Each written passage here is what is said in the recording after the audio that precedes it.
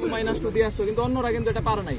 বা এই যে সাইন পারছে, তো এই জায়গাগুলো, এই যে জ্যোতির্বিজ্ঞানের প্রশ্ন মনে হয় কৃষ্ণগহ্বর পরে এখান থেকে চলে আসছে কোন একটা শিফটে।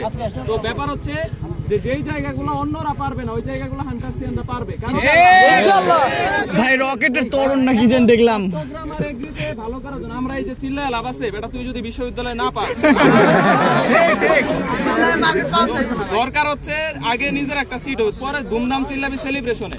এখন আমরা আমাদের একটা পরিচয় দরকার। এখন আমাদের হচ্ছে এই যে এখানে চিল্লাপাল্লা করে নষ্ট করলে এটা আমাদের দুর্নাম হবে। দেখবি যে নিউজ হয়েছে ফিজিক্স সেন্টার্সের পোলাপানরা এর ভাঙে ফেলছে।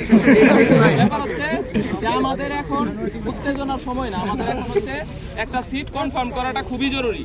মানে বিশ্ববিদ্যালয়ে সিট কনফার্ম করে পরে জেনে সেলিব্রেশন করবো, ওনে চিল্লাই, ওনে যাই ইনশাআল্লাহ।